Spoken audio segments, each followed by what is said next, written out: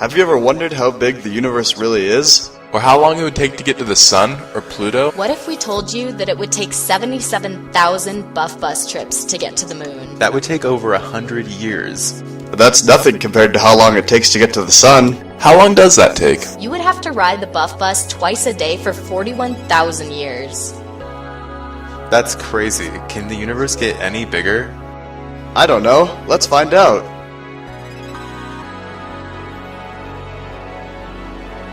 Wow, I feel like I'm riding this bus all the time. Seriously, like a few times a day even. Yeah, imagine how long you'd be on it if you rode it to the moon. How long do you think it would take? Well, if the route is about 5 kilometers, it would take about 77,000 trips to get there, or 106,000 years if you took it twice a day. That's wild. It feels like I've been on the bus for years when it's full of people. Seriously, so if my math's right, given that info, it would take 30 million trips to get to the sun. That's over 40,000 years. Maybe we shouldn't complain after all. It's pretty clear that the numbers used in describing objects and their distances in our universe are enormous. We already looked at the distances to them, but what about time? We think of the speed of light as being very fast, but when we talk about a place like the edge of the universe that's 14 trillion light years away, that means that if an object out there emitted light right now, it would take 14 trillion years to reach us. Instead of thinking about this look-back time in large amounts of years, here's an easier way to picture it. If each of the following objects emitted light right now, here's what we could do in the time it takes. It only takes about a light second for the light from the moon to reach us. Just about the time it takes you to say, "Go Buffs!" Waiting for light from the sun takes 8 minutes. Sounds like enough time to make some mac and cheese. What about Pluto? You could watch 2 feature films in the time that it takes for the light to reach Earth. Next in line would be Alpha Centauri. You would have enough time to earn a bachelor's degree from start to finish before you saw its light.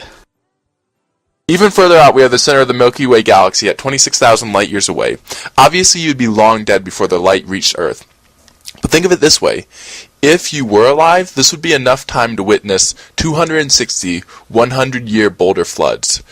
Then there's the Andromeda Galaxy. We all know the Powerball odds are not in our favor, but in waiting for this light, statistically you would have won the Powerball 5 times before it got to you. And now we're back at the edge of the observable universe.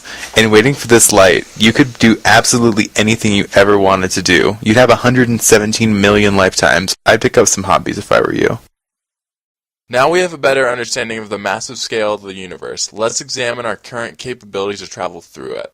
One of the fastest spaceships that we've launched was the Voyager 2, which traveled at around 50,000 kilometers an hour. That's about the distance from Denver to Washington, D.C. in 3 minutes. But even the best spaceships today cannot reach 1/10,000th of the speed of light. Yet, with some more improvement in technology, we may get this fast. So let's say we could travel at 1/1000th the speed of light. The sun is 8 light minutes away, so it would take about 56 days to reach the sun at this speed. Pluto is about 4 light hours away, so it would take about 56 months to reach Pluto. The nearest star, Alpha Centauri, is 4 light years away, which means it would take 40,000 years to reach it. That means it would be completely impossible for a man to ever reach the nearest star in his lifetime, with even the best technology and traveling at 1/10,000th the speed of light. The center of our galaxy would take 260 million years to reach. And to reach the end of our observable universe, it would take someone in this incredibly fast spaceship 1.4 times 10 to the 14th years. That's 140 trillion years. But here's the catch. You can't actually reach the edge of the observable universe. Every kilometer closer you get to the edge from the Earth, the observable universe will grow by a kilometer because your observing position is changing.